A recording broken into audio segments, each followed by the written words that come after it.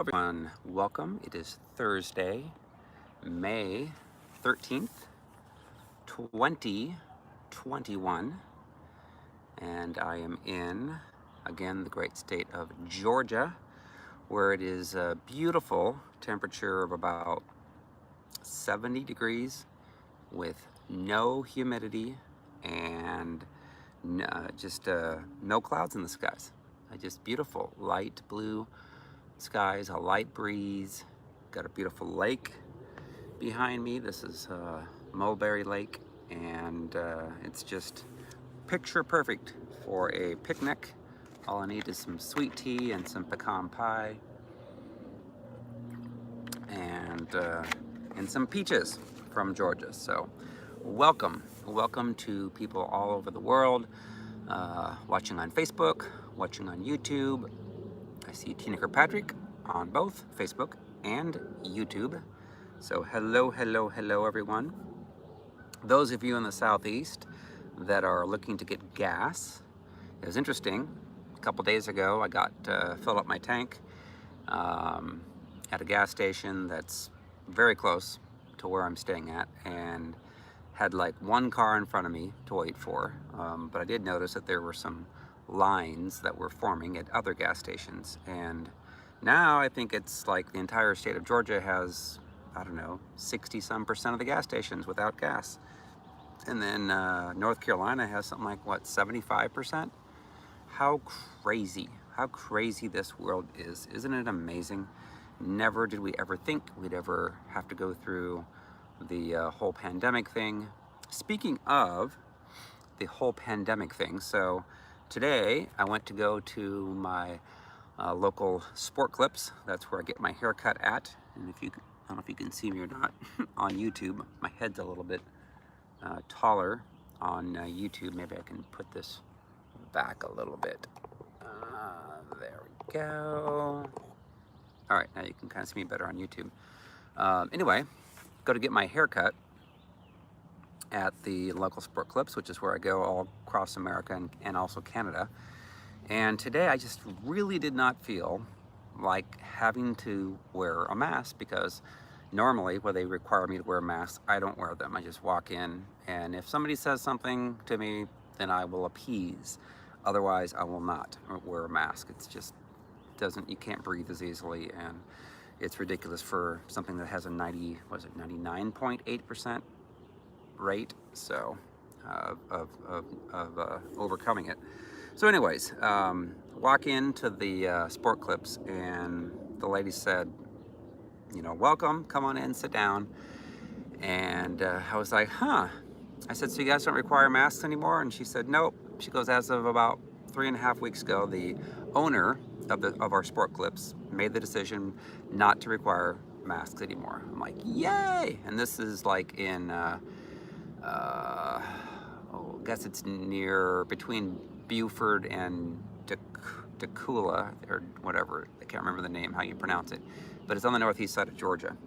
And so I asked her, I said, so how many other Sport Clips does this owner own? And she said there's a total of 3. One in Athens, Georgia, one in where they're at, and then one, I believe it was in Beaufort, Georgia. So I'm like, well, kudos to him, because you know, it is, you know, you get your hair cut and you happen to wear a mask, then you normally get hair in the mask and it just ruins it all up. So it's was great, refreshing to not have to wear one, to be able to breathe, to be able to watch ESPN and enjoy a little bit of normalcy. But depending where you're at, if you're in the eastern part of the United States, southeastern part, and you don't, in fact, the lady that's cutting my hair said that she was down to less than a quarter tank of gas. And she said that if she was not able to get gas in the next couple of days, actually, I think it was, she said 1/8 of the tank. Yeah, it was less than a quarter. So anyway, she said that if she didn't get gas soon, that she would not be able to work anymore, because, you know, they're saying that it's going to take potentially up to 6 days to more to start getting the gas replenished. So anyway, interesting. So interesting, the times that we live in. Speaking of traveling, this is my schedule starting next weekend.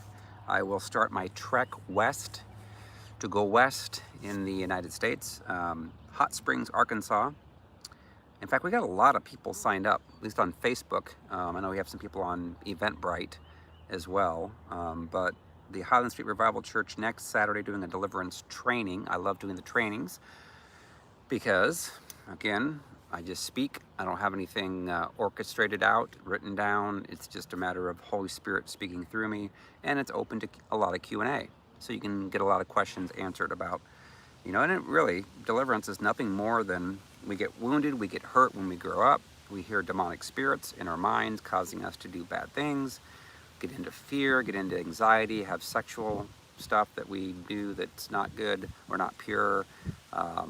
Again, lots of Christians that are out there that hear demonic spirits and they don't have the fruit of the Spirit evident in their life. That's how you know if you are truly healed and delivered from those spirits. You're going to have a lot of love, a lot of joy, a lot of peace, a lot of patience, kindness, gentleness, faithfulness, goodness, self-control.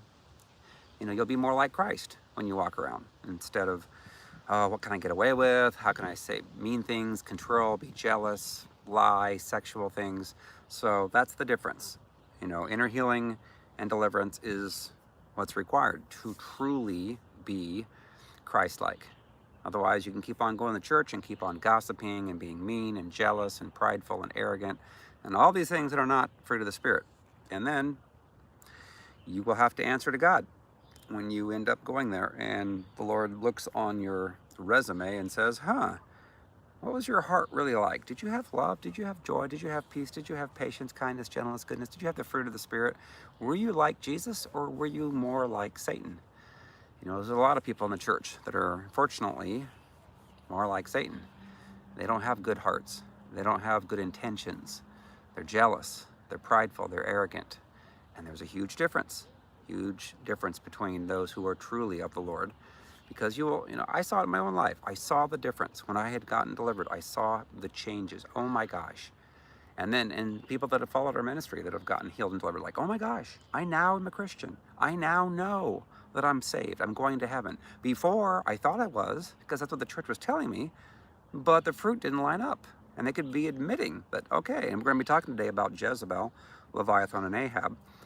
And they admitted, they're like, oh my gosh, I would behave more like Jezebel or more like Ahab. I wasn't really a true Christian in the sense of the word of what the Bible says. A lot of times people say, well, I just asked Jesus into my heart. I'm good to go. Like, well, you got to have some fruit. You got to show some fruit. There's got to be some validation of a change in your life.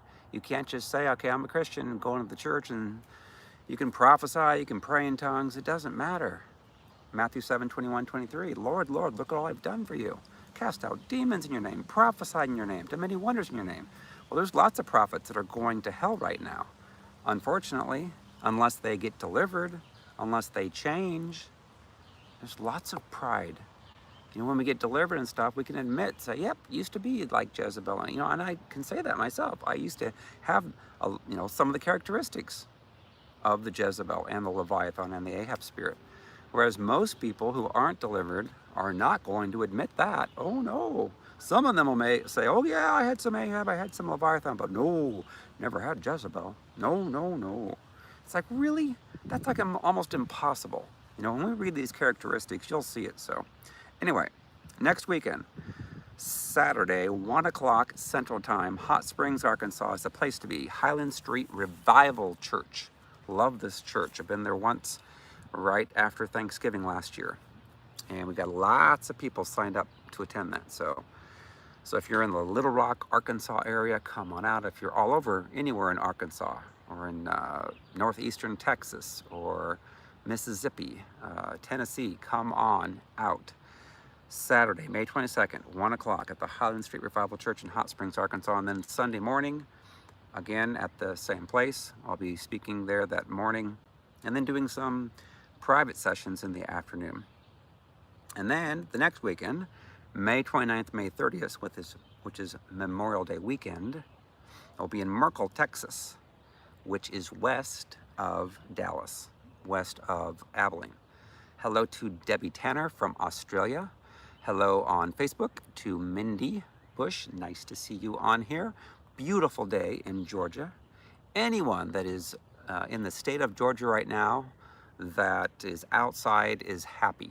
I just make that declaration. Why? Because there's no humidity.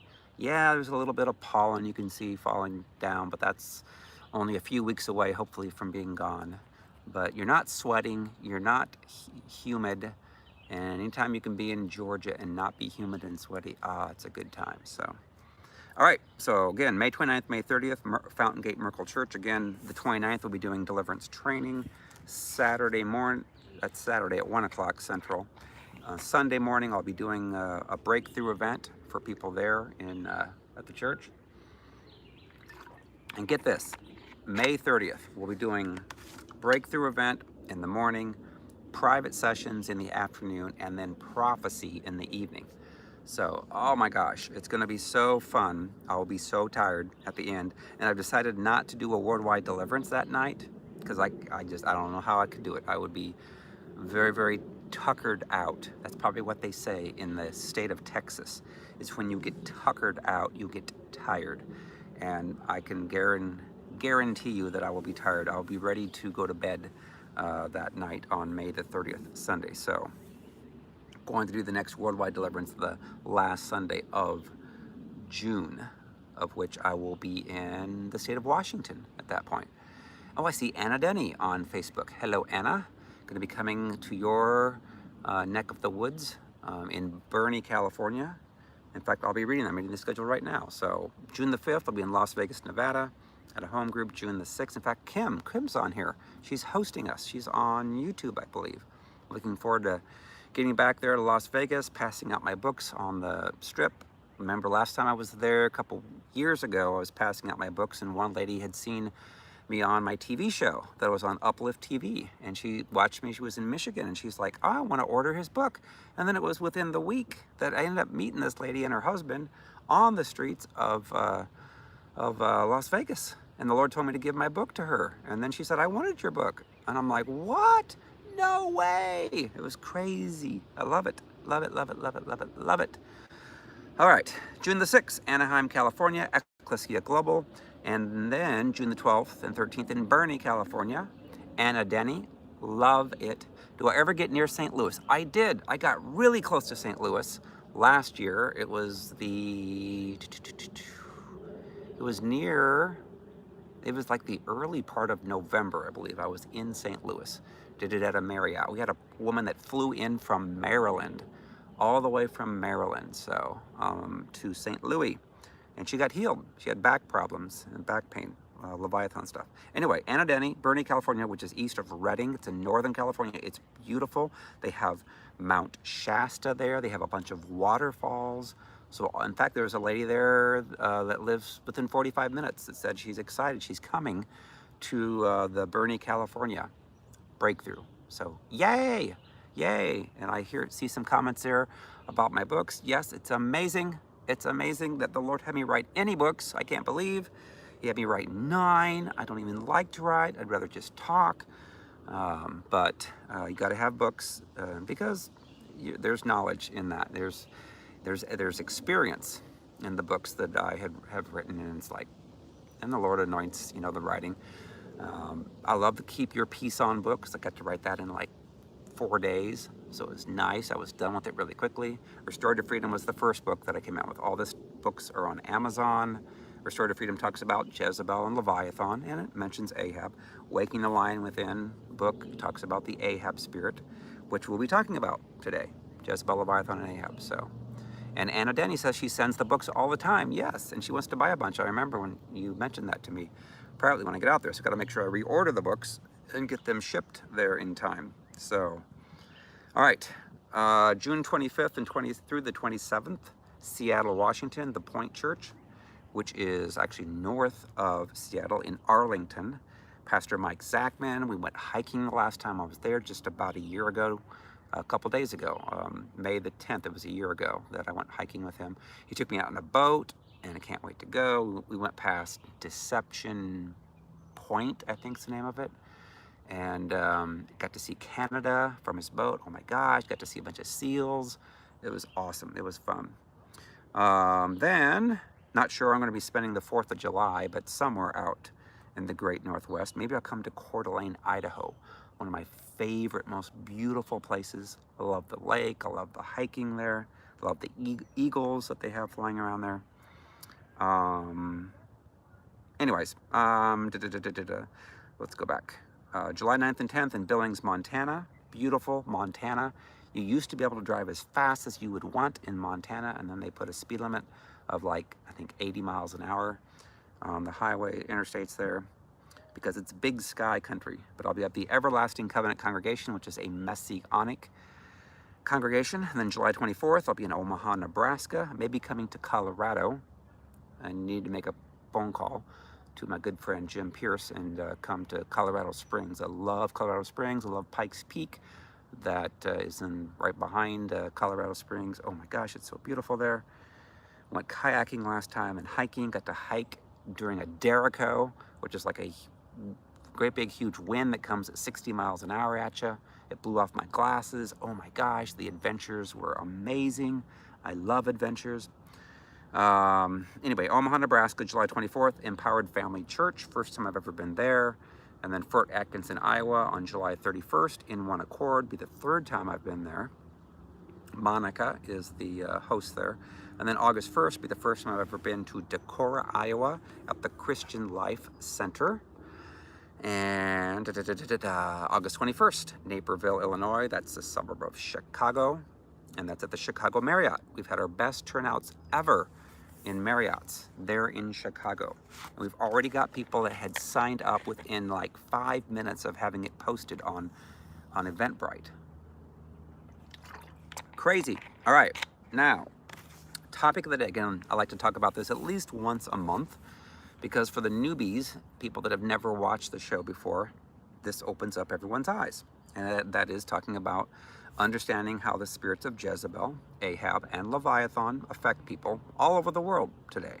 And you'll know it when I read the characteristics, because it describes the behaviors of people that are affected by these demonic spirits. Yes, Christians are affected by demonic spirits. That's why they behave badly. That's why, you can't go to the doctor and get medicated out the spirit of Jezebel. You have to do a couple of things, like forgiving people who hurt you, like humbling yourself from the pride, like being honest, like repenting for sin that you've done. Then you can take authority, command the demons to go that have affected you and tormented you. That's the long and the short of it. Of course, when you get hurt when you're growing up, and that's what we're going to be talking about here, that's how you get these spirits. How many of us were hurt, were wounded by our father, by our mother, by our stepfather, by our stepmother, by the next door neighbor, by random people, strangers, by siblings, that we get hurt various ways. We get hurt by the words that they say. We get hurt by the time that they're not there. We get hurt by being sexually touched, by being raped, by being fondled, by being exposed to pornography. I hear about it every day when I'm doing sessions for people all over the world. That's what I ask them. How did you get wounded? What are the worst things that ever happened to you? How'd your father treat you? How'd your mother treat you? And then we just write them all down. And then we go back and have Jesus get them all healed. And then they can forgive once they understand and truly why these people did the bad things to them to hurt them. Whenever we get bad things done to us that hurt us, or we get wounded, guess what? We hear demons. Demons will speak to us. They will try to get you to be very angry and very bitter for everyone that did you wrong when you were growing up. And then that causes you to hear their voice, causes you to be mean, to go off and to trigger on your spouse, on your children. You infect your own children. You get mean and angry at your spouse because of what happened to you when you grew up. And you pass it on. You pass those same demonic spirits on. All it takes is go up to a child that you have and say negative things to them all the time. Or you can yell and scream at them if you want. You can do sexual things to them. That's how people get demons, is they get violated through verbal and emotional pain and abuse, pornography, being touched sexually. And then that causes the person to have anger and fear and anxiety and depression and impure sexual thoughts, jealousy, and you get triggered. And then you get married to somebody and you treat them in a bad way and you're mean to them. And then it just goes on and on and on down to your children when you have children with them. So when we get wounded, when we get hurt, we will hear demons. And doesn't mean that you may be throwing knives and glasses at people, although that does happen. I've had that happen to me. I know what that feels like. It's not fun when you're being nice to somebody and then they trigger on you because of something that happened to them when they were younger. You know, you can love a person like Jesus Christ would love them. It doesn't matter. They're still going to trigger on you. Remember Jesus? Remember Jesus? Good old Jesus. Didn't do anything wrong. Loved on people. He had people that had demons that triggered on him. People that were Pharisees. You think we have some modern day Pharisees in the church today? Of course we do. They're all over the place in every church. People that want to get into leadership. People that want to be your, could be pastor, could be your, call themselves prophet, call themselves bishop, call themselves evangelist, call themselves revivalists. People who are wounded, not been healed yet, not truly forgiven people that have hurt them, have demonic spirits. It's how it works. That's why when people have been hurt a lot growing up, it may take them years to truly forgive those who hurt them. And they'll take an offense at the drop of a hat. And if you're in the deliverance business, which is what I am, is you can be as nice as Jesus Christ to them. And they can still trigger on you and be mean and lie about you. It's how it works. You know, and I've seen it. I've seen people that have been mean, and then we've had to block them. And then like a year later, 2 years later, they come back and say, I'm so sorry. Please forgive me. I was really, really bad to you. I really lied a lot. And now I see it. And now I'm delivered. Of course, at that point, they have to kind of prove it out over time, you know, because if they don't, they can trigger on you again. They can act like they're sweet and nice. They're really good actors. They're professional grade actors and actresses, like my friend Robia. Remember, Robia acts, and I'm not saying that in real life, but I'm saying that it's what she does. And she's coming out with another movie the end of this year. It's about sex trafficking. Remember last year she came out with, actually it was before that. Yeah, it was before last year. It was 2 years ago, actually. Came out with a movie called Unplanned about abortion. But the people that are actors, you know, they portray a character that is not really them. Of course, in the Unplanned movie, Robia portrayed a woman that was very evil. And that's not really her in real life. But there are people who will act sweet and nice, loving, kind, and then they'll marry you. And then they will change and say, "Mwahaha, now I've got you. Now I can be controlling. Now I can be manipulative. Now I can try to shut your ministry down. Now I can curse you." You know, and that's what the demons in people want to do. They want to marry up with people that are more laid back, more gentle, more giving. Oftentimes that may have some money that they can latch on to. You know, people that have the spirit of Jezebel will be controlling and manipulative and mean, and they will try to marry people that are more giving, that have the spirit of Ahab. So I'm going to read these characteristics of the spirit, because if you go to the doctors and you have a pain, say you have a pain in your, I don't know, your groin. So you have a pain in your groin, but you're embarrassed about it. So you're going to lie, and you're going to tell your doctor, oh, my pain is in my hair or my head. And so the doctor looks in your head. And it's like, gee, I don't see any problems there. So what's going to happen? You're not going to get healed from the pain in your groin because you weren't honest.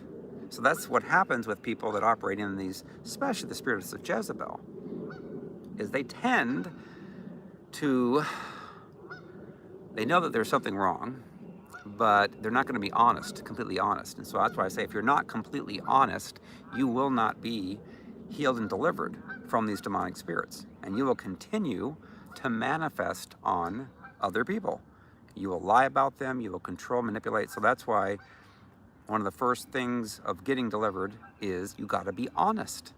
You can't just make up things and say, yep, I got a pain in my elbow when your pain's in your groin. You got to be honest. It might be embarrassing to have to admit some things, That's the only way that you're going to see freedom. So these are the characteristics of people that operate in Jezebel, and they operate in this spirit all over the world. And they're men or they're women. Those are the only two sexes that we have, men or women. And there's those that are confused, they don't know what they are, but it's all demonic. So here we go.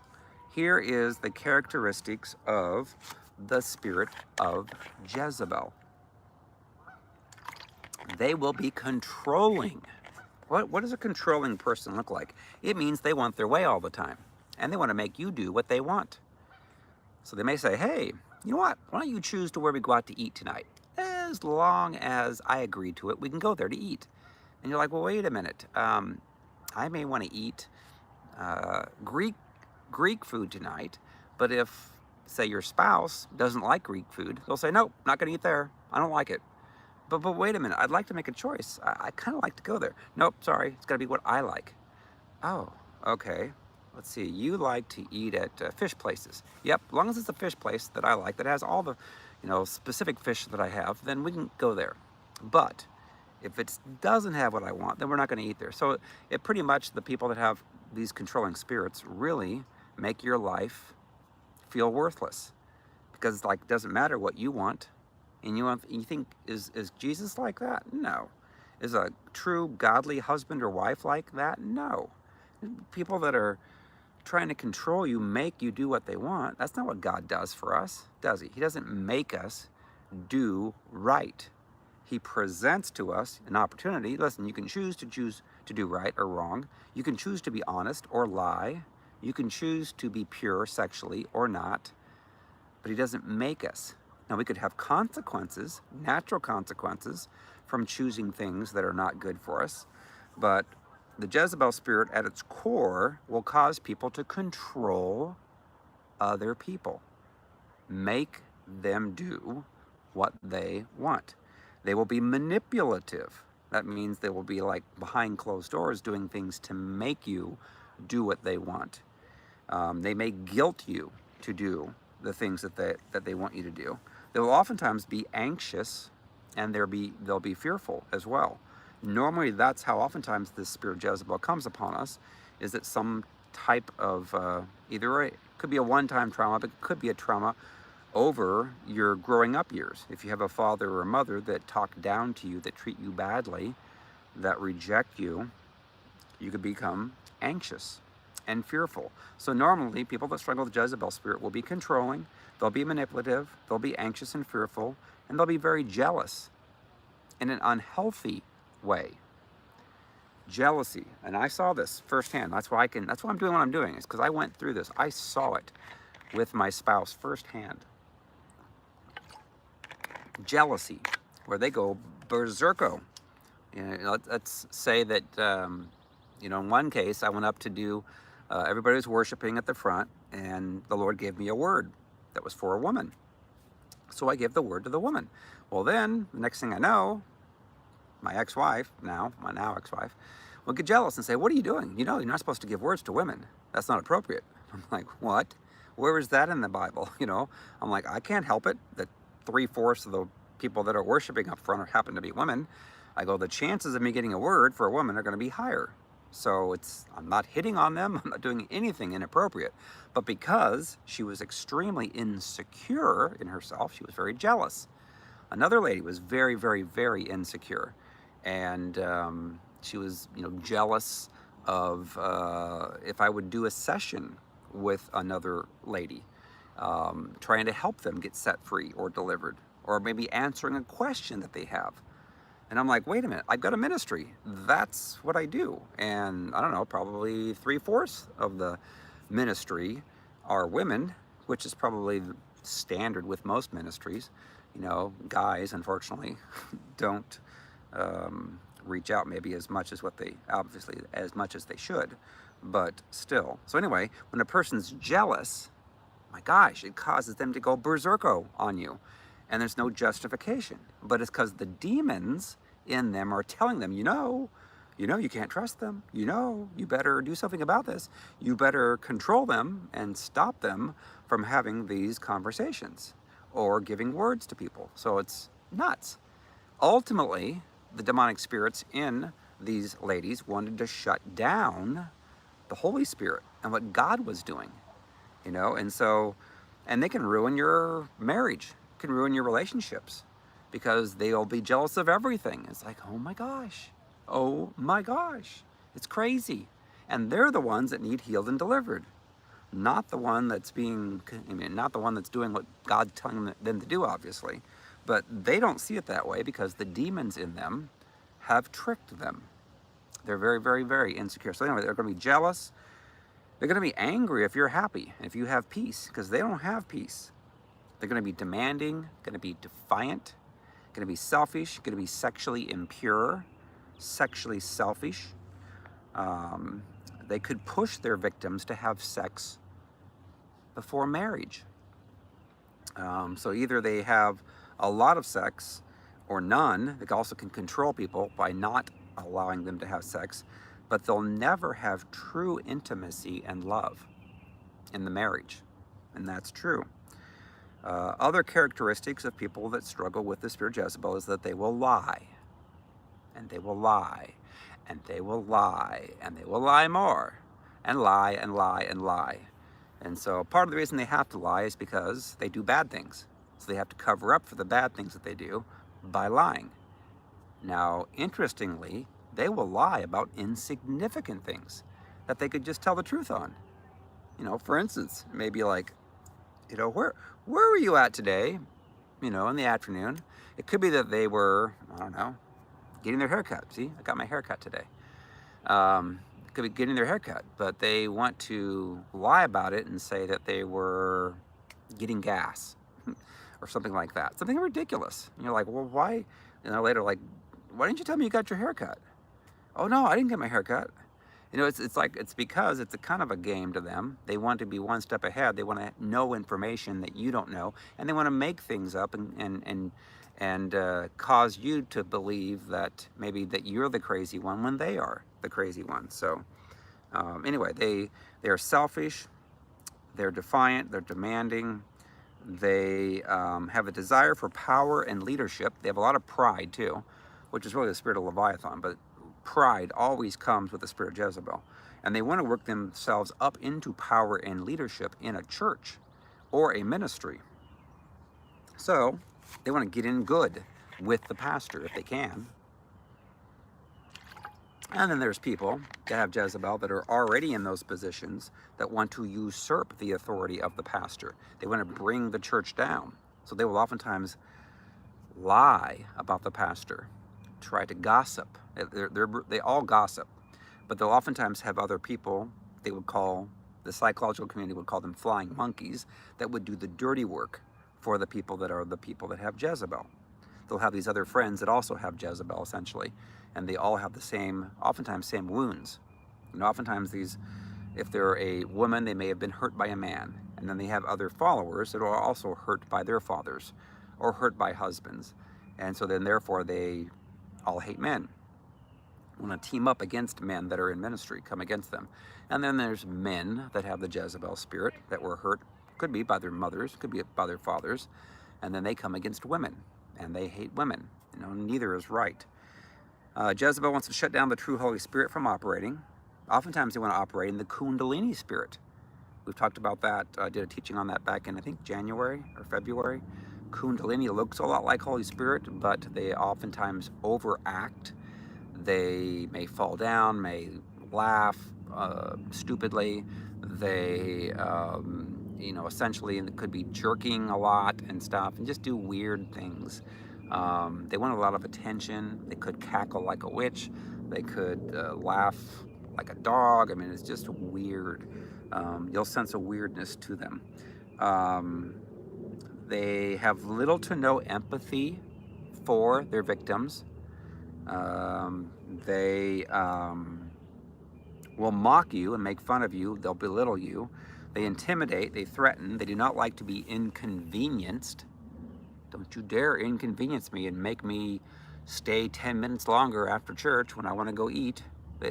Anything that would inconvenience them, they will throw a fit about it. They do not like to share. They love to ruin holidays and birthdays and anniversaries. So if you were a godly woman married to a Jezebel man, he will try to ruin your Mother's Day. He will try to ruin your birthday or your anniversary. Jezebel also is rebellious. They're suspicious of your intentions. They're paranoid. They're critical, judgmental. They're mean. They show contempt and disrespect. They'll speak ambiguously so that they can deny what they said later and never take responsibility. They will oftentimes cuss at their victims in private while acting godly to the public, as their image of appearing godly is everything. They take offense easily. They're hypersensitive. They offend people often. They accuse you of doing what they actually are doing. So they'll accuse you, just like Satan accuses of us, you are this, you are that, when they are actually doing what they're accusing you of, and you're not. They'll rarely ever admit that they're wrong or apologize. They'll argue about petty things. They'll overtalk you so that you cannot talk, and they will talk for hours and hours and hours and go on and on and on to wear you out, to get you to give to them what they want. They cannot stand it when plans change at the last minute, because then they cannot control. They're great at acting like they're the poor little innocent victim. Oh, poor me. You know, oftentimes because they were a victim when they grew up. But then as they get older, they will become Jezebel and they will control and be mean. But then when the truth comes out about them, they'll act like they're a little innocent victim. Oh, poor little me. I didn't do anything wrong. And then they'll use social media and private conversations to try to gain support and get people to believe their lies about their true victim. They oftentimes will talk about exaggerated, grandiose future plans that never happen. They act assured of themselves, but they're very insecure inside. They'll act sweet and innocent, but it's fake, as they are mean and they're bullies to their victims behind closed doors. They cannot stand to be told no. They feel like they need to be your personal policeman and tell you what to do, and then gossip to as many people as they can to get them to believe the lies that they're espousing about you. That's how they control. They can't stand it if other people love you more than them. They can't stand it if you actually have good fruit of the Spirit in your life, because they have bad fruit. This is all true. They crave attention and adoration. You know, they love to have their fans on social media, like, kiss up to them. They can't stand it though if other people love you more than them. They enjoy starting arguments, as they never want anyone to have peace. They'll continue to repeat their version of a story, which is a lie. It's a false narrative. But they'll repeat that over and over and over again to convince people that their lies are truth. And then what they will do is they will exaggerate. You know, they may say, you know what, my spouse got mad at me 5 times last month. And then what they'll do is, over time, no, they got mad at me 100 times. Or they'll say, oh my gosh, I was dating this person and they broke up with me 10 times last year. And then they'll exaggerate and say, no, they broke up with me 20 times. Yeah, that's it. That's the ticket. Remember John? Was it John Lovitz? No, 50 times last year. No, they broke up with me 180 times. No, 300 times. They just keep on spreading the lie. And if they were like Pinocchio, their nose would be like 20 feet long because of all the lies that they tell. They're oftentimes overly concerned with their physical appearance. They're in love with themselves, love to be adored and praised.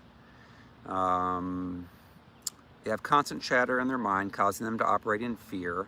They want you to spend lots of money on them, believe that they deserve the best of everything, and they will oftentimes drain their victims of money. So whoever they end up targeting, dating, getting married to. They'll also do it on social media too. They'll cry for money. You know, poor, pitiful me, I need your money. Can you give me your money? They won't be that obvious with it, but they'll try to play upon your heartstrings. And those who are weak and can't pick up on it will feel sorry for them and then give them money. It's exhausting. They'll tell you to do something, but they'll get mad at you when you don't do it exactly as they would, or you could do it exactly as they would, and then they'll still get mad at you. So you can never appease them. They love to criticize. Those who are in relationship with people who have Jezebel will often feel sick to their stomachs, as they have to walk on eggshells around them all the time to keep whatever peace they can get. But they'll normally develop sickness and diseases over time being in a relationship with them.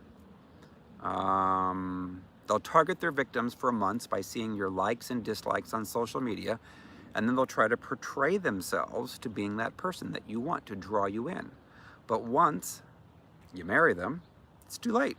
Then they will start to be mean in a big way, control you, because they know that if they acted that way before marriage, you wouldn't marry them. And so they wait until after. And normally it's within either the honeymoon or within the first 3 weeks or so that they will trigger on you. They will become mean, they will become controlling, they will go on and on and on for hours, and they do not know how to truly love. They'll enjoy playing mind games, stringing you along, playing on your heartstrings and mercy heart. Once they no longer can control you, eventually what happens normally is the person will separate from them, and then they will get really mad and angry. And then they'll go on a rampage on social media to lie about you and get people to feel sorry for them. They never have peace. They'll try to isolate you so that you won't be able to have other people in your life. They want you to depend totally upon them, bow down to them, tell them how great that they are. They oftentimes have many secret private conversations with people to lie about you, and they try to destroy your reputation, to turn them against you. Ultimately, if they could kill you, they would do it, but they'll do it with their mouth. They will do it with their subversive actions. They won't literally normally, I've had knives thrown at me and stuff and glasses, but they normally will not try to kill you because they know that that kind of crosses the line into murder. But they will slowly, they will try to intimidate you by throwing a knife near you, try to throw, glass near you if you don't do what they want. They'll betray you. They're very disloyal. They do not want you to communicate with them using three-way text. I learned this about a year ago. Because if you use a three-way text, especially if you can get a pastor involved, then the pastor will be able to see their lies. Now, that's what they want to do, is they want to triangulate, which means that they want to tell somebody a lie about you and get that person to believe it, and then they'll tell somebody else another lie and get both parties to believe things that aren't true. And they count on you never addressing or finding that out, because they try and tell that person, hey, please keep this between us. Don't let this person know. This is just between me and you. And then they'll lie about other people. So anyway, they hate three-way conversations, three-way texts, because then a neutral person will be able to see that, hey, wait a minute, you said last week that you would be able to meet, and now you're saying no. Now you're making things up. You're lying about it.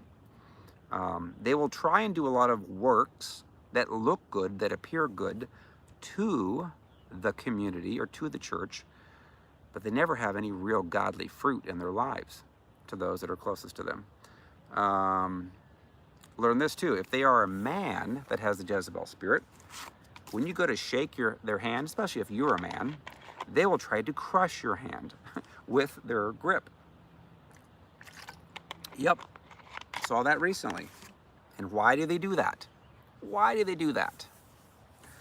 Where am I at today? Ron Larson asks on YouTube. I am in Atlanta on the northeast side. It's beautiful here in Georgia. All right, let me go on.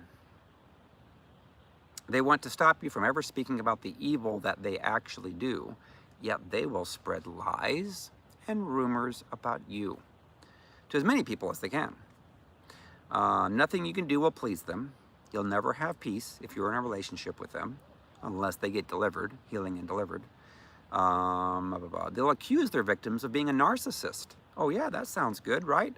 Especially on social media and in secret conversations.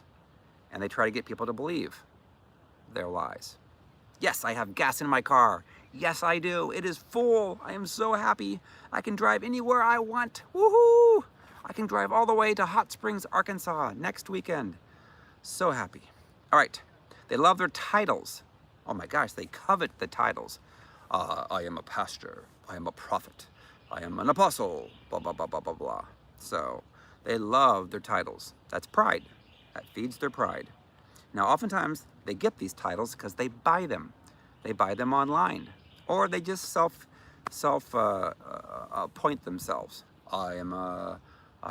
See, what was one lady said that she was an apostle, and I'm like, really? You're not an apostle? You know, you don't have anyone that any other churches or any other ministries that do what you do. You know, it's just you. And she self-appointed herself and called herself an apostle. So, what else? If they are a woman that has Jezebel, they will never submit to a godly man. Oftentimes they will hate men. If they are a man, then they'll be overly controlling of their wife, and they'll be mean. They love to prey upon the mercy hearts of others. They have a double standard, so they will not let you look at their phones, but they'll demand that you show them your phone so that they can read your text, your calls you've done, searches, and so forth. But they'll never let you see their phone. Oh, no, no, no, no, no. Got to keep that close to the vest. What else? They oftentimes will drive a wedge between their own children. They may have a favored child, a golden child, they call them. Oftentimes their children will not be getting along with them, or they'll not be serving the Lord. And then people that are in the psychology community would call these people narcissists, having the narcissistic personality disorder. But what it really is the spirit of Jezebel. And there's overt levels and covert. You know, the overt ones would be the ones that yell and scream, throw knives and glasses, chase you in your house, chase you in hotel rooms. Basically, the crazy ones. The covert ones are much more gentle in nature, but you still cannot do the things that you know you should be doing for the Lord, because if you do, they will covertly try to control you in ways that could be sexually, that, oh, I'm not going to have sex because you're not doing what I want. You better do what I want. And again, I get this. If people have Jezebel, they're oftentimes they crave sex, and it's not a good experience for the person that's the victim. And so the victim doesn't want to have sex with them because it's like, it's evil, it's mechanical, could be rape, could be brutal. I mean, it's just perverse. It's not intimacy. Okay, people that have Jezebel always have the Leviathan spirit. Leviathan, Job 41. You know, and again, go back to Jezebel. Jezebel's in 1 Kings and 2 Kings, also in Revelation chapter 2, 18 through 23. It says not to tolerate Jezebel in Revelation. I'm going to put her on a sickbed, God says, which Jezebel could also be a man. But if people that operate in Jezebel long enough, and they refuse to get, repent and get delivered, then bad stuff will happen to them. God's not going to put up with it forever. So people always have pride, which is the Leviathan spirit. Job 41, verse 34, king over all the children of pride. They have a false humility oftentimes. They'll act humble. They know how to act. Got to put this act on that, hey, I'm so humble, so humble. Poor, poor, pitiful me. But it's an act. It's false humility. They've got a lot of pride, huge pride. Leviathan will twist communication in their mind, so it oftentimes causes a person that's talking to them to feel like they're crazy and not the actual person that has Jezebel, Leviathan. So they will twist communication in their minds. They will accuse you of saying things you never said, doing things you never did. They will deny the bad things that they said and the bad things that they did. They'll rewrite their own history. People that have Leviathan will normally have pains in their backs, in their spines, in their necks, because it wraps around their backs and necks and twists. So they'll have back pain, neck pain, headaches, insomnia. Causes you to be tired and drowsy. When you read the Bible, when you read Christian books, you'll oftentimes have pain in your backs. You'll have scoliosis, go to the chiropractor a lot. You'll have fibromyalgia. And you can pick it up because you had a relative or you yourself was involved in any type of an organization that was ungodly, that appealed to a person's pride. such as Freemasons, Scottish Rite, Shriners, Eastern Star. Those organizations are all demonic, all appeals to people's pride and money, and anyone involved in that, or anyone that has a relative that's involved in that, will normally feel the effects from that. Okay, the Ahab spirit. Okay, people that have Jezebel are always targeting people that have the Ahab spirit. They want to get married to those people. They want to have relationships with those people. So people that have the Ahab spirit, often Ahab has a position of influence and has money, does not like confrontations. People with Ahab will tolerate and allow ungodly behavior and decisions to take place. They have a hard time being a strong spiritual leader, strong desire to make everybody happy. They're afraid of being rejected and alone. They do not like taking responsibility for things that could be bad, but they'll do it. They feel more secure being married to someone who will run the show for them. They will compromise in sexual purity in relationships. Oftentimes Jezebel will seduce them. They expect bad things to take place. They avoid telling people what they need to do. They passively put up with bad behavior. If someone's angry with you, then you believe it must be your fault. Ahabs believe it's your duty to make everybody happy and comfortable. They believe what others say about them. They have a challenge making decisions, especially godly decisions. They want to basically make everybody happy. And they will give away power in order for other people to validate their identity. They'll fear abandonment and they'll become clingy, needy, and helpless. They will do anything to gain acceptance. Oftentimes they're a very nice person, but they're too nice. So most people are going to have various characteristics from all three of these spirits, but they'll default to one or the other between Jezebel and Ahab. They'll normally be more Jezebelic or more Ahabic. So, how do people that operate in these spirits get delivered? They must do four things, four main things. One, they must be completely honest with their sinful behavior before the Lord and not live a lie and sugarcoat themselves. You know, people that tend to have the Ahab spirit will be more honest in saying, yep, I've got that. You know, you think about Ahab when he was confronted by Elijah. What did he do? And this is about when Naboth was killed, when he wanted Naboth's vineyard, and Jezebel did the dirty work and killed Naboth.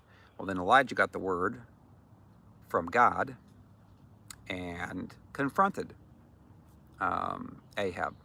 And Ahab actually repented, put on sackcloth, said, please, I don't want to die right now. So he repented, whereas Jezebel is way harder to get healed and delivered. People that are narcissists, the psychology community would say there's no hope for them because they're so prideful and arrogant. They won't be honest. And I will say it is a lot harder, obviously. We do see people that get delivered. That's why we do our ministry. But it's not easy. Most people would say, oh, no, I don't have that. They're so prideful, so arrogant, they would not even consider it. That's why it's really hard, those that are religious in the church, because they do a lot of works to make themselves look good in front of the church. God doesn't care about the works. He cares about their hearts and their minds and their fruit of the Spirit, not the works. Who are they really? How do they treat people really behind closed doors? So number two, they must choose to forgive, completely forgive all those who have ever hurt them, which usually involves asking the Lord to show them from His perspective all those who have done them wrong, so that they can understand that all who have hurt them were also hurt. Hurting people hurt people.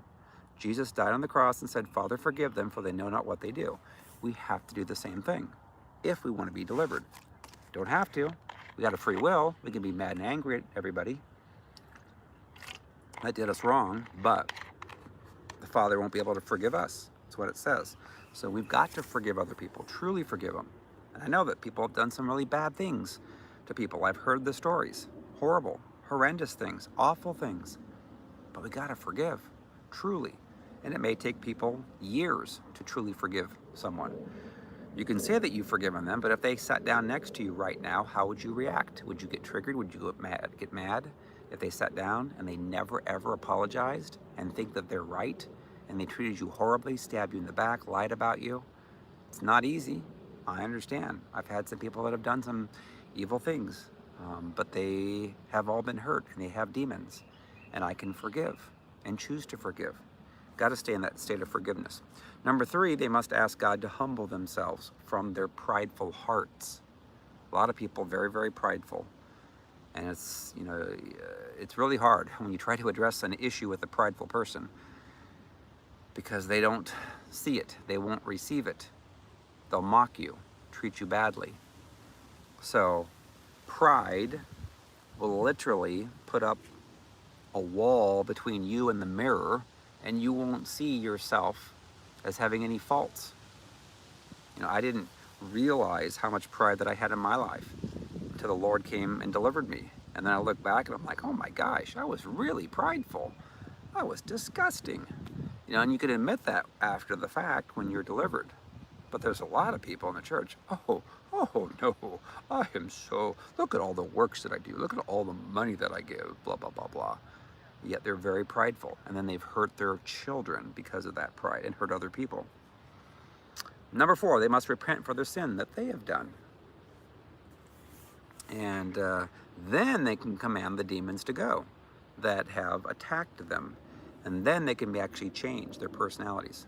So anyway, I have hundreds of teaching videos on my YouTube channel that have helped thousands around the world. And so it is important when you're learning about healing and deliverance is to feed yourself spiritually. And the YouTube teachings, when you watch enough of those, you will get this in your spirit. You will understand it. You'll have the scales removed from your eyes. And it comes down to having the fruit of the Spirit, loving people like Christ. I do have teaching videos there that people have sent to people to watch.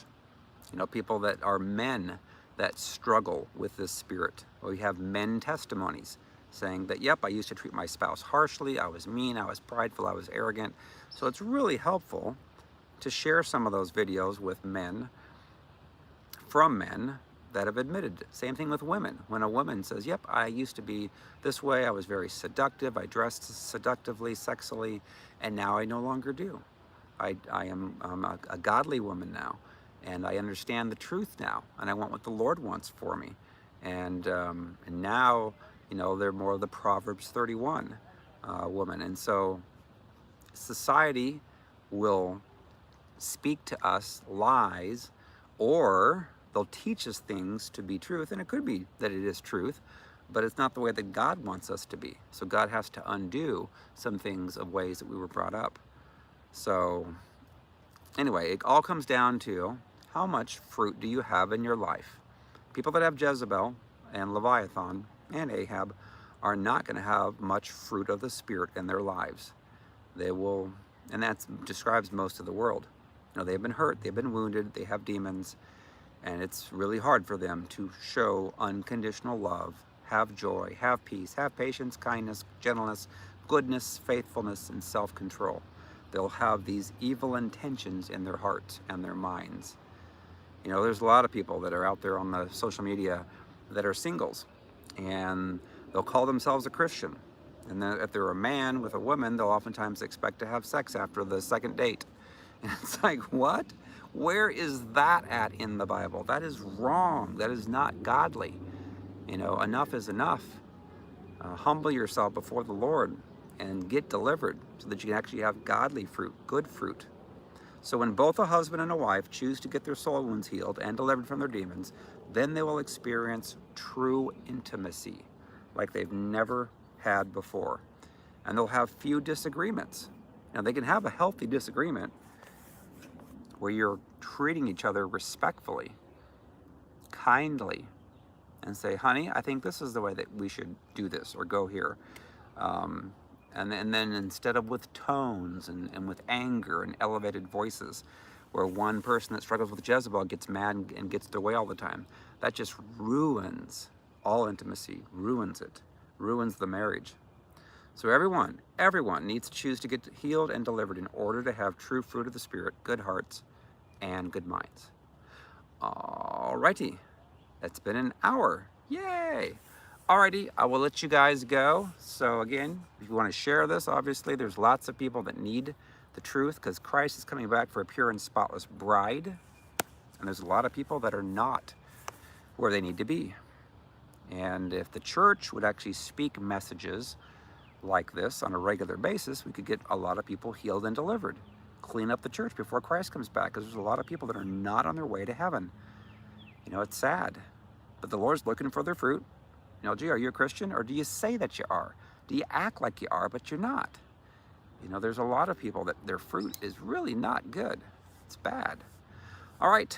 Well, thank you guys for sharing. Thank you, Sue. Thank you all that have supported my ministry and watching it grow. It's amazing to see just how many lives. Every week we get testimonies from people saying, thanks, thanks, thanks.